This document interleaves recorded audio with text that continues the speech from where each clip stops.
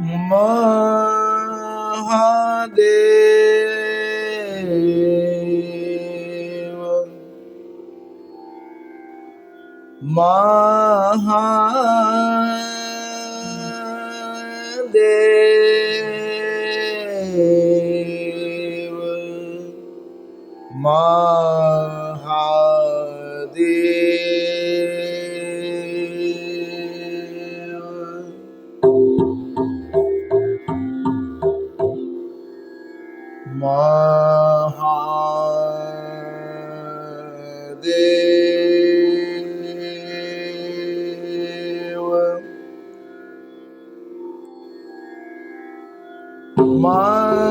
महादेव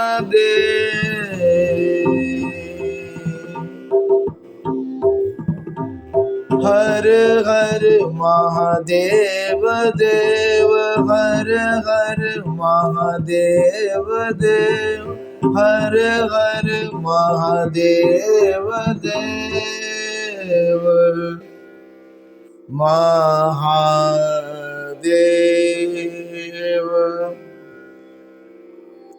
धर्म प्रेमी बंधुओं, आज श्री शिव महापुराण रुद्र संहिता सती खंड के 35वें अध्याय में आप सब सुनने जा रहे हैं। दक्ष द्वारा यज्ञ की रक्षा के लिए भगवान विष्णु से प्रार्थना, भगवान का शिवद्रोह जनित संकट को टालने में अपनी असमर्थता बताते हुए दक्ष को समझाना तथा सेना सहित वीरभद्र का आगमन। दक्ष बोले, हे देवदेव, हे हरे, हे विष्णु, हे दीन बंधो, हे कृपा निधे, आपको मेरी और मेरे यज्ञ की रक्षा करनी चाहिए। आप ही यज्ञ के रक्षक, यज्ञ करने वाले और यज्ञ स्वरूप हैं। हे प्रभु, आपको ऐसी कृपा करनी चाहिए जिससे यज्ञ का विनाश न हो। ब्रह्मा जी बोले, हे मुनीश्वर, इस प्रकार आदर पूर्वक प्रार्थना करके भय से व्याकुल चित्त वाले दक्ष उनके चरणों में गिर पड़े।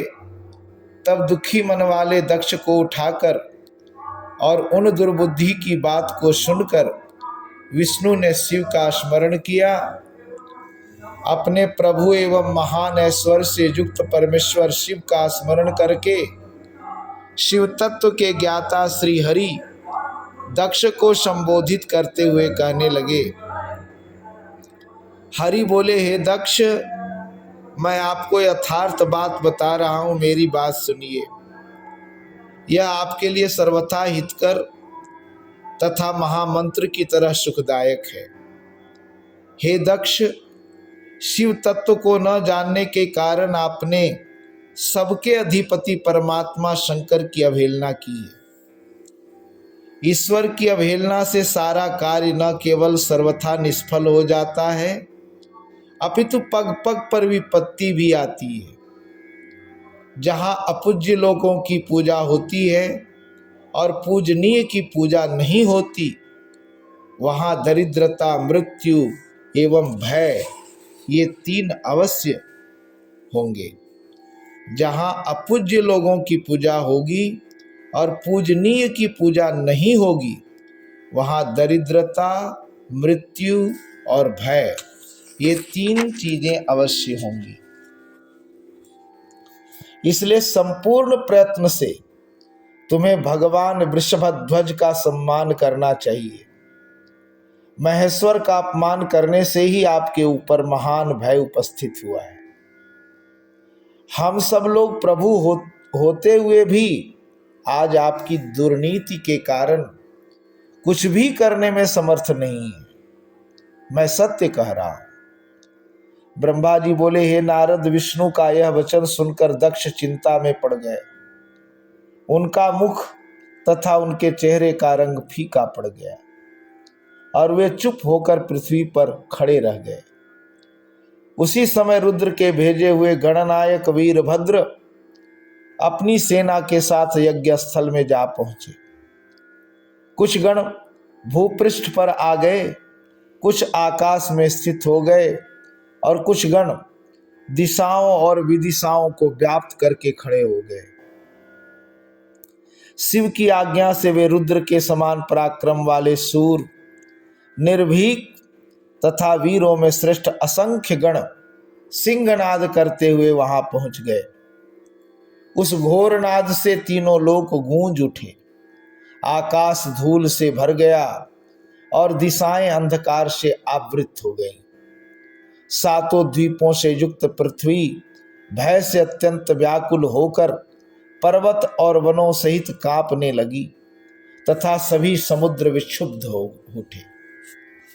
समस्त लोकों का विनाश करने वाले इस प्रकार के उस विशाल सैन्य दल को देखकर समस्त देवता आदि चकित रह गए। इस सैन्य उद्योग को देखकर मुख से रक्त का वमन करते हुए वे दक्ष पत्नी सहित विष्णु के चरणों में दंड की भांति गिर पड़े और इस प्रकार कहने लगे, हे विष्णु, हे महाप्रभु, आपके बल से ही मैंने इस महान यज्ञ को आरंभ किया है। सत्कर्म की सिद्धि के लिए आप ही प्रमाण माने गए हैं। हे विष्णु, आप कर्मों के साक्षी तथा यज्ञों के प्रतिपालक हैं। हे महाप्रभु, आप वेद सार सर्वस्व, धर्म और ब्रह्मा के रक्षक हैं। अतः हे प्रभु, आपको मेरे इस यज्ञ की रक्षा करनी चाहिए। आपके अतिरिक्त दूसरा कौन समर्थ है, क्योंकि आप सबके प्रभु हैं। ब्रह्मा जी बोले, तब दक्ष की अत्यंत दीनता पूर्ण बात सुनकर भगवान विष्णु शिव तत्व से विमुख उन दक्ष को बोध प्रदान करते हुए कहने लगे, हे दक्ष, मुझे आपके यज्ञ की रक्षा अवश्य करनी चाहिए। धर्म के प्रतिपालन विषयक जो मेरी सत्य प्रतिज्ञा है वह सर्वत्र विख्यात है। आपने जो कहा है वह सत्य है, उसका व्यतिक्रम कैसे हो सकता है। परंतु दक्ष, मैं जो कहता हूं उसे आप सुनिए। आप इस समय क्रूरता पूर्ण बुद्धि को त्याग दीजिए। हे दक्ष, देवताओं के क्षेत्र नैमिषारण्य में जो अद्भुत घटना घटित हुई थी, क्या उसका स्मरण आपको नहीं हो रहा है? आपको बुद्धि के कारण उसे भूल गए? रुद्र के कोप से आपकी रक्षा करने में यहां कौन समर्थ है? हे दक्ष, आपकी रक्षा किसको अभिमत नहीं है, परंतु जो आपकी रक्षा करने को उद्यत होता है वह दुर्बुद्धि है।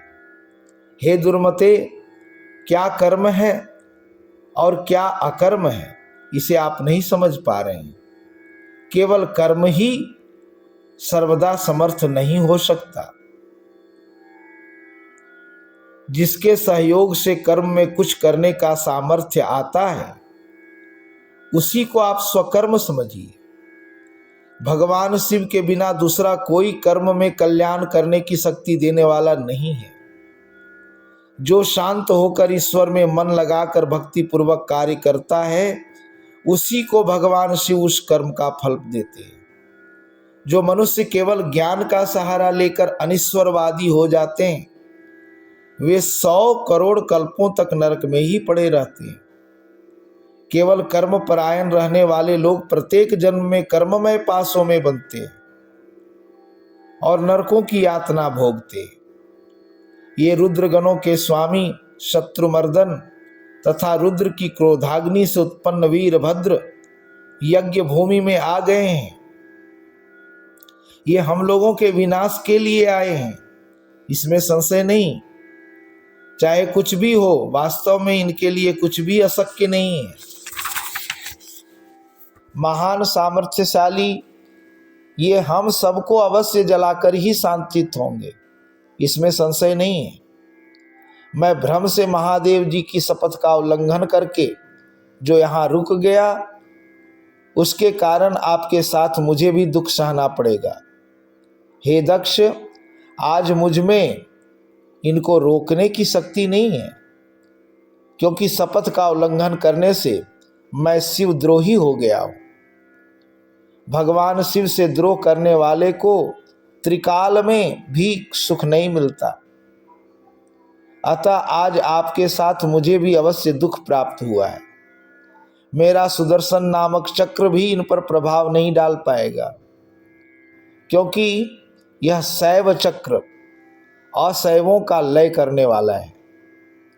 वीरभद्र पर इस चक्र से प्रहार करते ही, बिना उनका वध किए ही, यह शैव चक्र शीघ्र ही शिव जी के पास चला जाएगा। यह शैव चक्र शिव की शपथ का उल्लंघन करने वाले मेरे पास मुझ पर सहसा बिना प्रहार किए हुए ही अब तक स्थित है। यही उनकी महान कृपा है। अब यह चक्र निश्चित रूप से मेरे पास नहीं रहेगा और अग्नि की लपटों से व्याप्त होकर इस समय शीघ्र ही चला जाएगा। हम लोगों के द्वारा शीघ्रता से आदर पूर्वक पूजा किए जाने पर भी महान क्रोध से भरे हुए ये वीरभद्र हमारी रक्षा नहीं करेंगे। हाय, यह बड़े दुख की बात है कि असमय में ही हम लोगों के लिए प्रलय आ गया है।